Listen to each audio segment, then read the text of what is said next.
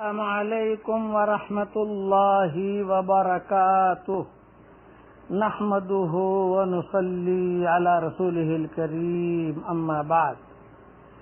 روزے کے متعلق یہ سبق ہے، دھیان سے سنیے۔ مشائخ نے روزے کے آداب میں 6 امور تحریر فرمائے ہیں۔ روزے دار کو ان کا اہتمام کرنا ضروری ہے۔ 6 امور میں ایک ایک کر کے گناؤں گا انشاءاللہ، لیکن 2-3 دن لگیں گے اس میں، اس لیے دھیان سے سنیے۔ سب سے پہلا روزے کا ادب یہ ہے نگاہ کی حفاظت۔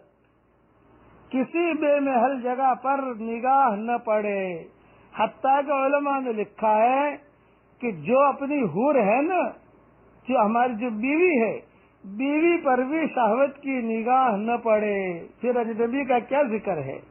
اسی طرح کسی لہو و لعب وغیرہ ناجائز جگہ نہ پڑے۔ خاص طور سے رمضان کے مہینے میں اگر کرکٹ کا کھیل ہو تو مسلمانوں کو تو بہت احتیاط کرنا چاہیے۔ یہ ہمارا کیا تعلق کرکٹ کے کھیل سے؟ اسی طریقے سے یہ فیس بک پر بیٹھنا رمضان کے مہینے میں، اور اسی طریقے سے یہ موبائل کو لے کر جو ہے ہر وقت جو ہے واٹس ایپ ادھر ادھر کی باتیں بھیجنا رمضان کے مہینے میں، غلط غلط تصویریں دیکھنا، یہ ساری کی ساری چیزیں اس میں شامل ہے۔ اس کے لیے اپنی نگاہوں کی حفاظت یہ بہت بہت بہت ضروری ہے، کسی پر بھی نہ پڑے۔ جب بیوی پر شہوت کی نگاہ ڈالنے سے منع کیا علماء نے، بعض علماء نے لکھا ہے کہ بیوی کو بھی شہوت کی نگاہ سے نہ دیکھے۔ راستے میں آپ جا رہے ہیں، کوئی فوٹو لگے ہوئے ہیں تو ویسے ان کا دیکھنا تو ہر حال میں حرام ہی حرام ہے، لیکن یہ کہ رمضان کے مہینے میں تھوڑا اس کا کافی خیال رکھیے تاکہ آپ کا روزہ قبول ہو جائے۔ اور دوسری چیز جو ہے زبان کی حفاظت ہے۔ جھوٹ، چغل خوری، لغو بکواس، غیبت، بدگوئی، بد کلامی۔ رمضان کے مہینے میں روزے کی حالت میں ذرا آدمی کو غصہ بھی زیادہ آتا ہے، جھگڑا وغیرہ، یہ ساری کی ساری چیزیں اس میں داخل ہے۔ اس میں خاص طور سے غیبت سے بہت بچا جائے۔ ایک حدیث اور ایک قصہ مختصر سن لیجئے۔ حضور صلی اللہ علیہ وسلم کے زمانے میں 2 عورتوں نے روزہ رکھا۔ روزہ میں اتنی شدت سے انہیں بھوک لگی کہ ناقابل برداشت بن گئی، موت کا وقت قریب آ گیا۔ حضور صاحبہ نے حضور صلی اللہ علیہ وسلم سے دریافت کیا کہ حضرت یہ تو بالکل مردے کے قریب ہے دونوں عورتیں، تو کیا کریں؟ تو حضور صلی اللہ علیہ وسلم نے ایک پیالہ ان کے پاس بھیجا اور ان دونوں کو اس میں قے کرنے کا حکم فرمایا۔ دونوں نے قے کی، الٹی کی، قے کہتے الٹی کو، الٹی کی تو اس میں گوشت کے ٹکڑے اور تازہ کھایا ہوا خون نکلا۔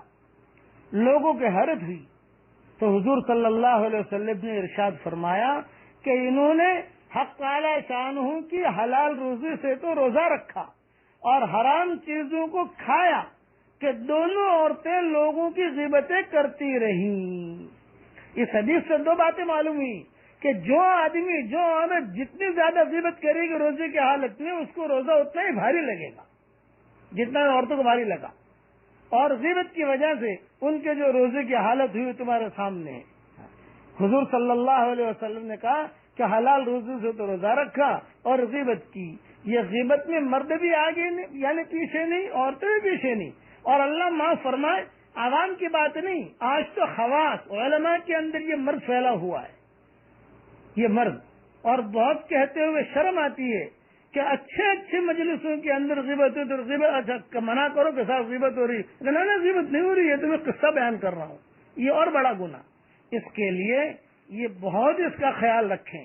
غیبت کے بارے میں معراج میں جب حضور صلی اللہ علیہ وسلم تشریف لے گئے تھے تو بڑی وعیدت، چلو معراج کے قصے تو اپنی جگہ ہیں، لیکن قرآن شریف میں اللہ نے فرما دیا لا یغتب بعضکم بعضا ایحب احدکم ان یاکل لحم اخیہ میتا فکرہتموہ واتقوا اللہ ان اللہ تواب الرحیم، کہ کسی کی غیبت مت کرو، غیبت کرو گے تو اپنے بھائی کا گویا کہ یعنی اس کا گوشت کھا رہے ہو، یعنی تو روزے کے اندر حضور صلی اللہ علیہ وسلم نے خاص طور سے منع کیا۔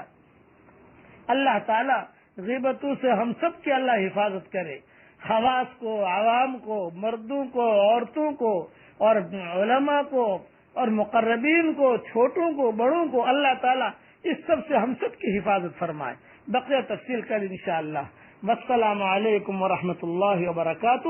وآخر دعوانا ان الحمد للہ رب العالمین.